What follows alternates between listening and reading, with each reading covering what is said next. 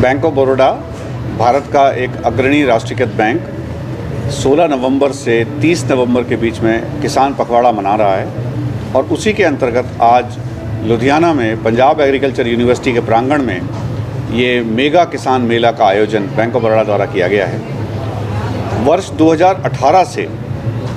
हर साल bank of Baroda किसान पखवाड़ा मनाता रहा है और उसका अंत वर्ल्ड फूड डे जिस दिन ऑब्ज़र्व किया जाता है उस दिन उसका होता है। आज इस साल का किसान पखवाड़ा जो बैंक ऑफ बड़ौदा ने 16 नवंबर से मनाना शुरू किया है, उसी के तत्वावधान में आज पंजाब एग्रीकल्चर यूनिवर्सिटी में चंडीगढ़ जोन द्वारा ये किसान पखवाड़े का आयोजित किया गया है, जिसमें आपने देखा होगा बहुत सारे किसान भाई यहाँ पे उपस्थित रहे और उनसे जुड़ने के लिए उन तक आउटरीच करने के लिए बहुत सारे उनसे रिलेटेड प्रोडक्ट्स वाले बीज, खाद, इम्प्लीमेंट्स वाले सब लोगों ने यहाँ पे प्रदर्शनी लगा के किसान भाइयों की मदद करने का प्रयास ये बैंक ऑफ बड़ौदा के किसान पखवाड़ा के तत्वावधान में किया है। तो किसानों के लिए जो बैंक की तरफ से सब्सिडी होती है लोन पे, वो कितनी होती है? वो भिन्न भिन्न प्रकार के उत्पादों में अलग अलग तरह की होती है। जो किसान क्रेडिट कार्ड है उस पे इंटरेस्ट पे सब्सिडी मिलती है। कई तरह की अन्य योजनाएं हैं जिस पे बैंक अपनी तरफ से भी कुछ छूटें देती है। एसएचजी है, उस पे भी कुछ तरह की छूटें मिलती है। तो अलग अलग तरह के उत्पादों पे अलग अलग तरह की छूट उपलब्ध रहती है और बैंक ऑफ बड़ौदा एक अग्रणी बैंक होने के नाते जो भी किसान भाइयों के लिए चीज़ें उपलब्ध हैं वो उपलब्ध करा रहा है। नई स्कीम कोई बैंक की तरफ से किसान भाइयों के लिए अभी हमने एक बड़ा यूनिक अभियान चलाया, घर घर केसीसी अभियान, और जिसके अंतर्गत हमारे देश की विभिन्न ग्रामीण और अर्ध ग्रामीण शाखाएं ये प्रयास कर रही हैं कि जिन जिन किसान भाइयों के पास में किसान क्रेडिट कार्ड नहीं है उन तक पहुंचा जाए और उनको किसान क्रेडिट कार्ड उपलब्ध कराया जाए, और ये अभियान हमारा निरंतर जारी है। कितना के बजट मिल जाएगा किसानों को? ये आप इसको इस तरह से हम नहीं देखना चाहेंगे कि आज हमने कितना ऋण वितरण किया, आज हमने कितने खाते खोले, आज हमने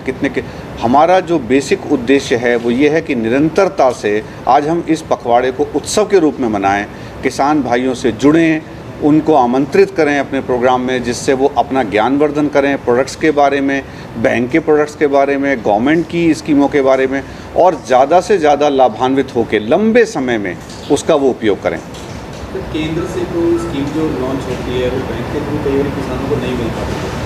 उसके लिए क्या कहेंगे? देखिए, बैंकों का निरंतर ये प्रयास रहता है और ख़ास तौर से सरकारी बैंकों का कि वो केंद्र सरकार की जितनी भी योजनाएं हैं उसमें बढ़ चढ़ के हिस्सा लेते हैं। आपको ये जान के हर्ष होगा और आप ये मानेंगे भी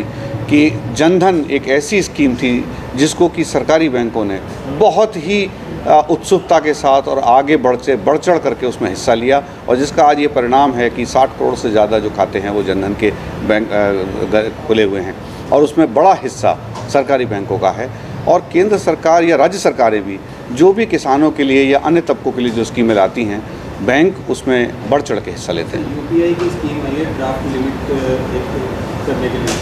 आम लोगों के लिए भी है, और उसमें किसानों को बैंक को आप दोबारा बताएंगे? यूपीआई की केंद्र सरकार ने यूपीआई पे एक स्कीम लॉन्च की है। यूपीआई जो यूज़ करते हैं वो एक क्रेडिट लिमिट ले सकते हैं जी,